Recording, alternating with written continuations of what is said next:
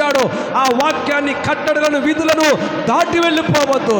రాజువైనా, ఏ ఉద్యోగమైనా, ఏ స్థితిలో ఉన్నా, ఏ స్థాయికి చేరుకున్నా, నీ వెంతటి గొప్పవాడవైనా దేవుని వాక్యాన్ని మీరి బయటికి వెళ్ళకూడదు.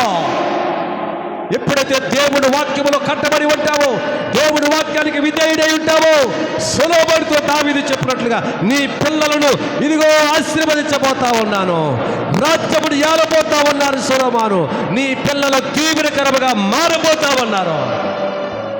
బైబిల్ గ్రంథం అంతా చదివితే పిల్లలు ఎందుకు శాపగ్రస్తులు అవుతా ఉన్నారంటే తల్లిదండ్రులు చేసిన దోషాలు 4-5 తరాల వరకు పిల్లలు వెంటాడతాయి. నువ్వు చేసిన తప్పులు, నువ్వు చేసిన అపరాధాలు, నువ్వు చేసినటువంటి పొరపాట్లు, దేవుడు నువ్వు గాయపరిచిన విధానము, నువ్వు దుఃఖపరిచిన రీతిని దేవుడు చూస్తాడు. జాగ్రత్త. నీ పిల్లలు శాపగ్రస్తులు అవటానికి, 4-5 తరాల వరకు నీ పిల్లలను వెంటాడడానికి నీవు చేసిన భక్తి లోపం ఎక్కడో కనపడతా ఉంది. శాపగ్రస్తులుగా మిగలడానికి నీవు చేసిన క్రియలు, నీ నడవడిక, నీ భక్తిహీనతను దేవుడు చూస్తూ ఉన్నాడు. అందుకే శాపం వెంటాడుతూ ఉంది.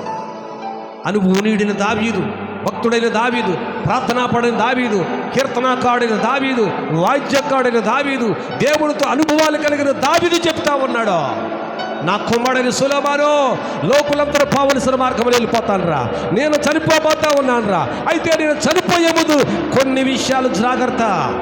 నీ తరాలు దీవించబడాలంటే, నీ తరాలు ఆశీర్వాదకరంగా ఉండాలంటే, నీ వెళ్ళిన త్రోవల్లో మేలు కలగాలంటే, నీవెక్కడ తిరిగినను, ఎక్కడ ఉన్నను, ఏ పని పూనుకున్నా దీవెనకరముగా మార్చబడాలంటే అటు ఇటు తొలగిపోవద్దు. నిబ్బరంగా ఉండు, ధైర్యంగా ఉండు, దేవుని దగ్గర జాగ్రత్తగా ఉండు.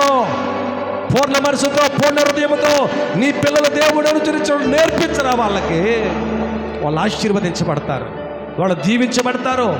పిల్లలకు నేర్పించవలసిన భక్తి నేర్పించాలి, పిల్లలకు నేర్పించవలసిన నీతిని బోధించాలి, పిల్లలకు బోధించవలసిన దేవుడి ధర్మశాస్త్రంలో రాయబడిన మాటలు వారికి నేర్పించగలగాలి.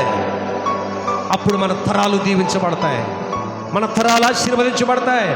నీ పిల్లల దేశంలో ఉన్నతమైన శిఖరములను ఎక్కబోతా ఉన్నారు.